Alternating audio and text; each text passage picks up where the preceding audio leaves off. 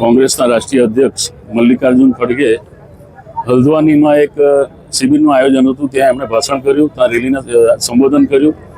એ જગ્યાને ભારતીય જનતા પાર્ટીના કાર્યકરો અને આગેવાનોએ દલિત હોવાને કારણે એ જગ્યા અશુદ્ધ થઈ છે એમ કરીને પૂજા અર્ચના કરી અને ગંગાજળથી અને ગૌમૂત્રથી ધોઈ અને એ જગ્યાને શુદ્ધિકરણનો એ લોકોએ કાર્યક્રમ આપ્યો. આ સમગ્ર દેશને શરમાવે તેવી વાત છે. આ ભારતીય જનતા પાર્ટીના કાર્યકરો, એના આગેવાનો અને એના આકાઓના ઇશારે ચાલતા હોય છે. ત્યારે આ દેશ ચલાવનાર જે મેઇન લોકો છે તેની જો આ માનસિકતા હોય તો આ દેશમાં દલિત લોકો, આદિવાસી લોકો, મુસ્લિમ લોકો, આ બધા ઓબીસી લોકો, આ બધાનો જો આ પાર્ટી આ રીતે વિરોધ કરવાની હોય અને એના જ મત લઈને જો સરકાર બનાવવાની હોય તો આવી સરકારોને ચલાવી લેવી જોઈએ નહીં. કોંગ્રેસ આનો સખત વિરોધ કરે છે.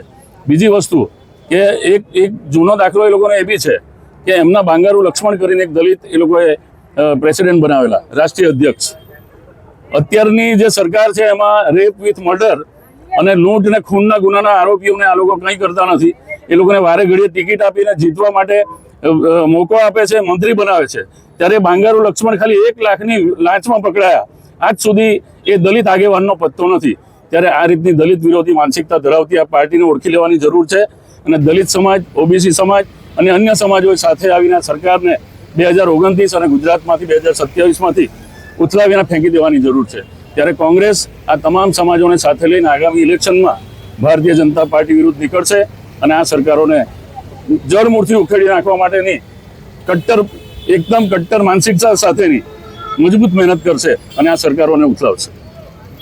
હલ્દ્વાની ખાતે એક અધિવેશનમાં અમારા રાષ્ટ્રીય અધ્યક્ષ શ્રી ખડગે સાહેબ હાજરી આપવા માટે ગયા હતા અને ભારતીય જનતા પાર્ટીના કેટલાક કાર્યકરોએ ત્યાં શુદ્ધિકરણ માટેનો પૂજા અર્ચનાનો કાર્યક્રમ રાખીને એમની જે વિકૃત માનસિકતા છે, દલિત સમાજ વિરોધી કે એસસી એસટી ઓબીસી વિરોધીની જે માનસિકતા છે એને છટી કરી છે.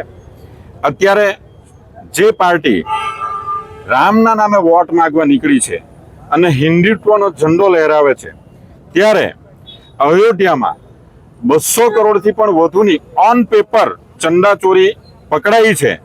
એમના ચોર લોકોને પકડવાની વાત દૂર રહી, એમની માનસિકતા જેનું જે શુદ્ધિકરણ કરવું જોઈએ, શુદ્ધિકરણ કરવાની જગ્યાએ જ્યારે ખડગે સાહેબ દલિત સમાજના છે અને એમના દલિત સમાજનું જે અપમાન કરીને જે જગ્યાનું શુદ્ધિકરણ કરવા ગયા છે, એમણે ખરેખર એમની માનસિકતાનું શુદ્ધિકરણ કરવાની જરૂર છે.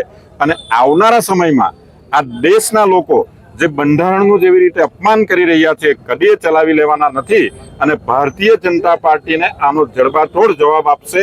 અને આના માટે જ અમે એમની સામે કોઈ જવાબ આપવા માંગતા નથી, પરંતુ અમે મૌન રેલી કરીને એમની જે માનસિકતા છે, જે હિન્દુ ધર્મ વિરોધી છે, રામ મંદિરના નામે ઉગાડી લૂંટ કરી રહ્યા છે, એમના શુદ્ધિકરણની જરૂર છે. ત્યારે એમના વિરોધમાં આ મૌન રેલીનું આયોજન અમે કર્યું છે. હલ્દ્વાનીમાં કોંગ્રેસના રાષ્ટ્રીય પ્રમુખ આદરણીય ખડગે સાહેબના સભા કાર્યક્રમ બાદ ભારતીય જનતા પાર્ટી અને મનુવાદી જાતિવાદી તત્વો દ્વારા જે કહેવાતું શુદ્ધિકરણનું કાર્ય કરવામાં આવ્યું છે, તે એમની કટ્ટર અને નબળી માનસિકતા, નીચ માનસિકતા દર્શાવે છે. તેને અમે સખત શબ્દોમાં વખોડીએ છીએ. આવનારા સમયની અંદર જો ભારતીય જનતા પાર્ટી જાહેર મંચ ઉપર આવીને માફી નહીં માંગે તો એટ્રોસિટી એક્ટ અન્વયે કાર્યવાહી કરવા જરૂરી પગલાં ભરાશે અને જરૂરી આંદોલનો પણ એસસી એસટી ઓબીસી અને કોંગ્રેસના માધ્યમથી કરાશે. જય ભીમ.